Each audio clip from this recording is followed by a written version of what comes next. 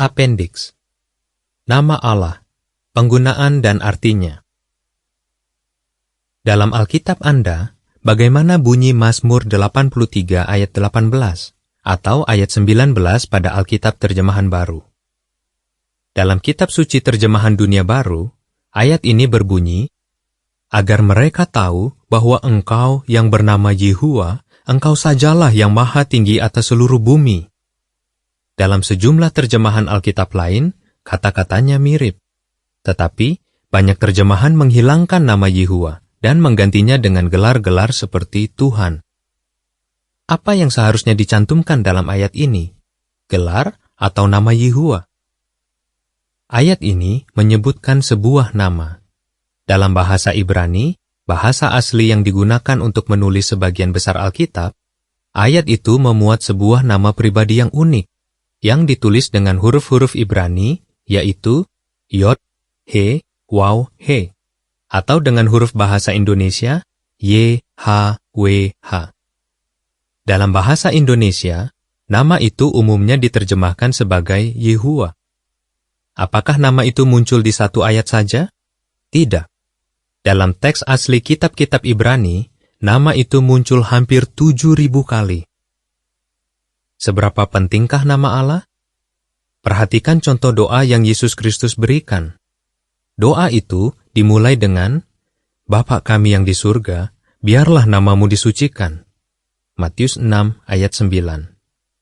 Belakangan, Yesus berdoa kepada Allah, Bapa, muliakanlah namamu. Sebagai tanggapan, Allah berbicara dari surga dengan mengatakan, Aku telah memuliakannya dan akan memuliakannya lagi. Yohanes 12 ayat 28. Jelaslah, nama Allah sangat penting. Maka, mengapa beberapa penerjemah Alkitab menghilangkan nama itu dan menggantinya dengan gelar-gelar? Tampaknya, ada dua alasan utama.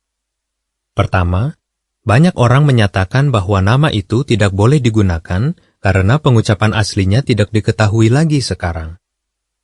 Bahasa Ibrani kuno ditulis tanpa huruf hidup.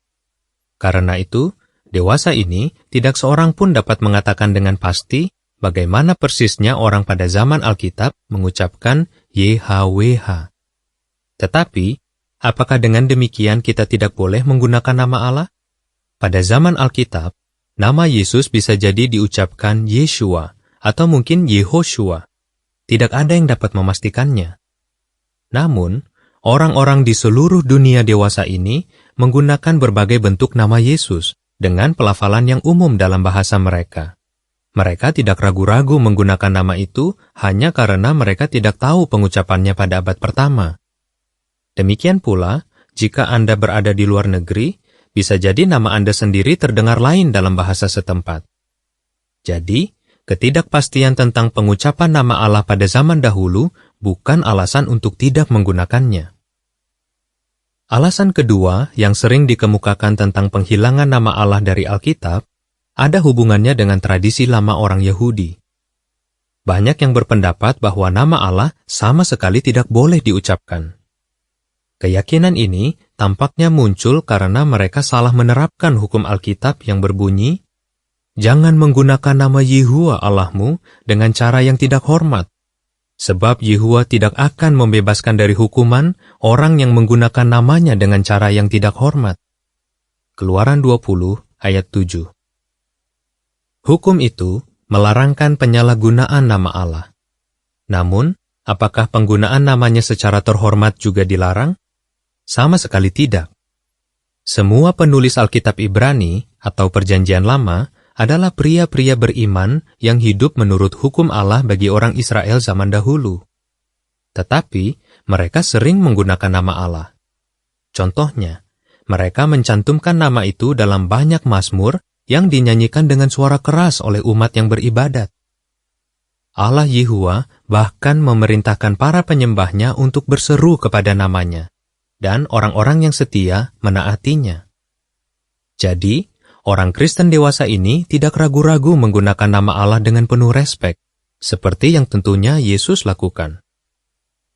Dengan mengganti nama Allah dengan gelar-gelar, para penerjemah Alkitab membuat kesalahan yang serius.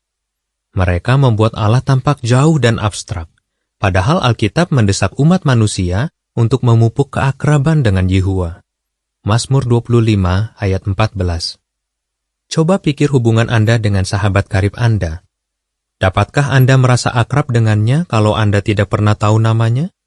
Demikian pula, apabila orang tidak pernah diberitahu nama Allah, yaitu Yehuwa, bagaimana mereka bisa benar-benar dekat dengan Allah? Selanjutnya, apabila orang tidak menggunakan nama Allah, mereka juga tidak tahu artinya yang menakjubkan. Apa arti nama Allah? Allah sendiri menjelaskan arti namanya kepada hambanya yang setia, Musa.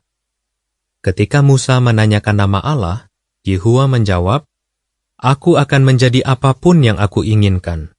Keluaran 3 ayat 14. Jadi, Yehuwa dapat menjadi apapun yang dibutuhkan untuk memenuhi maksud tujuannya. Seandainya Anda dapat menjadi apapun yang Anda inginkan, apa yang akan Anda lakukan bagi teman-teman Anda? Jika salah seorang dari mereka sakit parah, Anda dapat menjadi dokter yang ahli dan menyembuhkan dia. Jika teman yang lain bangkrut, Anda dapat menjadi dermawan yang kaya dan menolongnya. Namun, faktanya, kemampuan Anda dan kita semua terbatas. Seraya Anda terus belajar Alkitab, Anda akan merasa takjub melihat bagaimana Yehuwa menjadi apa saja yang dibutuhkan untuk mewujudkan janji-janjinya. Dan Ia senang menggunakan kuasanya demi orang-orang yang mengasihinya. Segi-segi yang indah dari kepribadian Yehuwa ini tidak terlihat oleh orang-orang yang tidak mengetahui namanya. Jelaslah, nama Yehuwa harus dicantumkan dalam Alkitab. Mengetahui artinya dan menggunakannya dengan leluasa dalam ibadat kita merupakan bantuan yang ampuh untuk semakin mendekat kepada Bapa Surgawi kita, Yehuwa. Catatan kaki mengatakan, keterangan lebih lanjut tentang nama Allah, artinya dan alasan nama itu harus digunakan dalam ibadat, terdapat dalam brosur Nama Ilahi yang akan kekal selama-lamanya, yang diterbitkan oleh saksi-saksi Yehuwa. Akhir catatan kaki.